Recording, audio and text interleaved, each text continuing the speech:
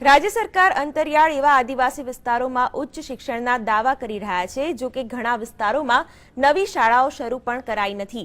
શાળામાં ભણતરના આધાર સ્તંભ એવા શિક્ષકોની ઘટને કારણે શિક્ષણનું સ્તર હાલ પણ નબળું જોવા મળી રહ્યું છે।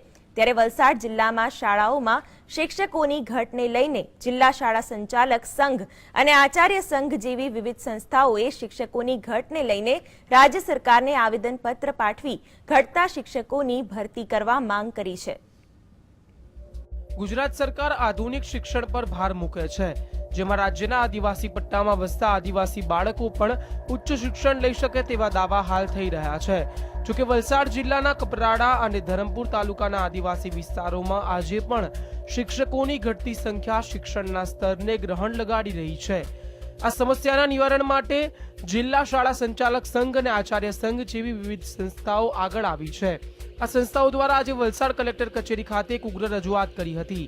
જિલ્લાની કુલ 225 શાળાઓ પૈકી 150 શાળાઓમાં હાલ કુલ 238 જેટલા શિક્ષકોની ઘટ છે। આ મામલે પ્રાંત અધિકારીને એક આવેદનપત્ર પાઠવવામાં આવ્યું હતું। વર્ગ ચલાવવાની ગ્રાન્ટ આપે છે, પરંતુ એ માટે જે ભરતી પ્રક્રિયા દ્વારા શિક્ષકોની જે ઘટ છે એ શિક્ષકોની ભરતી તરફ ધ્યાન નથી, શિક્ષકોની ભરતી થતી નથી।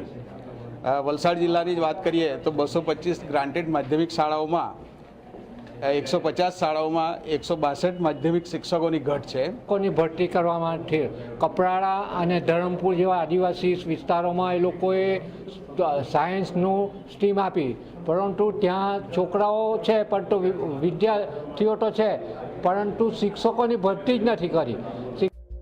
વલસાડ જિલ્લામાં આવેલ કુલ 225 જેટલી ગ્રાન્ટેડ માધ્યમિક અને ઉચ્ચતર માધ્યમિક શાળા પૈકી શિક્ષકો અને આચાર્ય મળીને કુલ 238 જેટલા શિક્ષકોની કમી જોવા મળી રહી છે। રાજ્ય સરકાર ઉચ્ચ ભણતરના દાવા કરી રહી છે, ત્યારે માત્ર શાળાના નિર્માણથી સંતોષ મેળવીને ત્યારબાદ કોઈ કાર્યવાહી થતી નથી। શિક્ષકોની ઘટ છે, જેના કારણે શિક્ષણનું સ્તર કથળી રહ્યું છે। ત્યારે આદિવાસી વિસ્તારમાં જો આ રીતની પરિસ્થિતિ હશે તો કેવી રીતે આદિવાસી વિસ્તારના બાળકો અભ્યાસ કરી શકશે તે સવાલ હવે ઉઠી રહ્યો છે। બ્રિજેશ શાહ, GSTV, વલસાડ।